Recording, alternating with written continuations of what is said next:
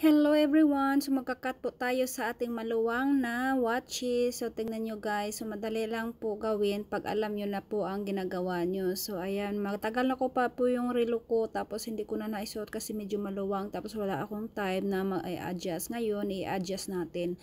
So para masuot natin guys. So ayan na po guys. Ang ganda talaga tingnan kapag maayos mo ang isang bagay, no? Na matagal mo nang tinatago. Ayan o.